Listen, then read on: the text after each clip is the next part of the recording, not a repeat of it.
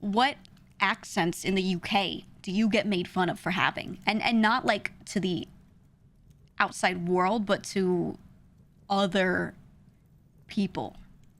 I know Kuro would get kind of made fun of a lot. I think his accent was stronger too when I first met him. And I've known him since like before I started streaming, because he was streaming for a while. No, was he streaming before me? I can't remember. I think he was.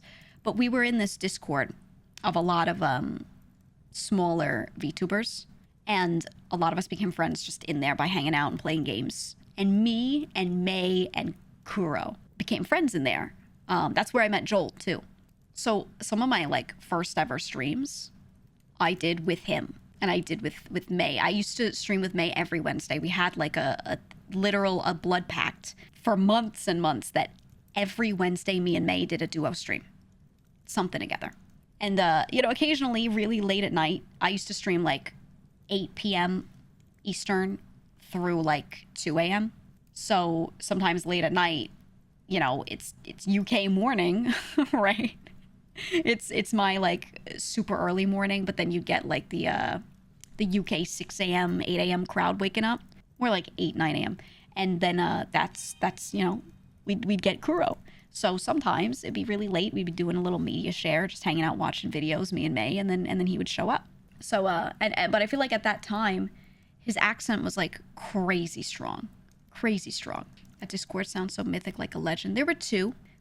One was made by this guy named Bubscord, the old Bubscord, not like the new one. And Bubs made a Discord and just added like all of the smaller streamers he could find to it, and we were all in there hanging out. And I met some people that I really liked, but a lot of people that I like was like, I don't dislike you, but like I'm not trying to do 50 collabs a week with all these people. It was overwhelming. So I found the people that I got along the best with, and then we just kind of hung out. And then there was another Discord made by a friend group that had like, if you remember Artie, the black shark, the shark with the black hair and the black fins, her and Bao and Sen. I don't think if you might not know Sen. I'm trying to think who was in that friend group. I used to hang out with them a bit. Yeah, Artemis. Yeah, Artie. We would all hang out in this other Discord, and that was where I met Joel. And those were like the two servers that I saw people in, that I was a part of at least. There were others, but I wasn't part of them. Not Sen's, not with a Z. No, Sen, a different one.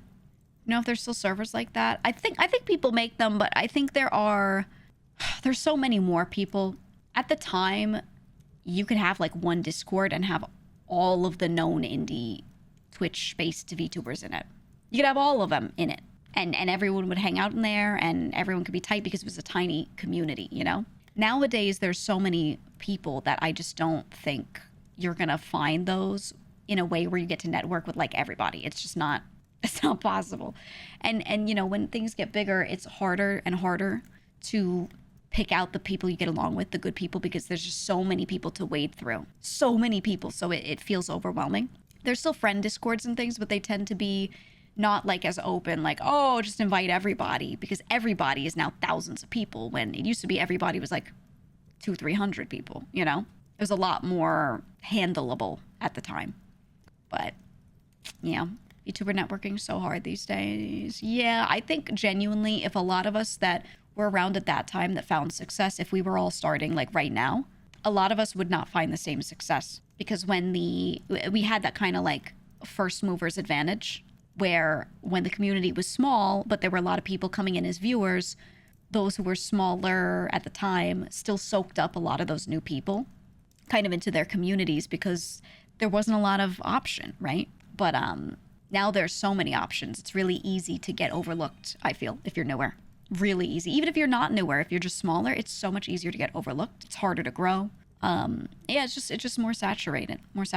But I think there are better pipelines for getting your content out there now, with shorts being a big thing. People weren't really using and watching shorts nearly as much at the time, but now they are, etc., etc. So there are more tools to grow in other ways. So it's still good. I just think there's more competition. I think gone are the days of just hitting go live and fucking around with 20 viewers and just growing. You used to be able to do that and just grow. Nowadays, it's gone. You can't do that anymore.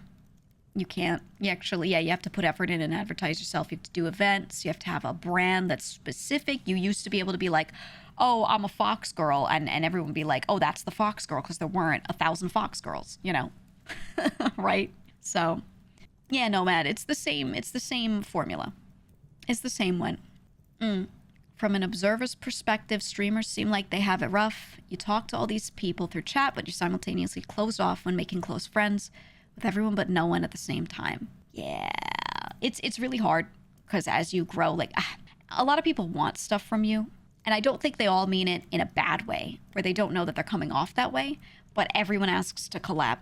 Everyone asks for your time that you don't have to give. And then when you don't give it, they all, you know, not all, most of them interpret it as, oh, this person doesn't like me. When really it's just, no, I'm busy. I'm busy and I already have 50 friends that I don't spend enough time with. I can't, you know, be adding more in. I personally, I'm guilty of this. Sometimes I do ghost people here and there. I answer a little bit, but I kind of ghost. And it's not that I mean to. It's like I have like 10 work DMs at the end of every stream.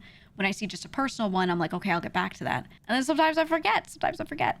It gets tough. So, you know, and then I know there will be people that will feel like I'm avoiding them because I don't like them or something, which is not really the case.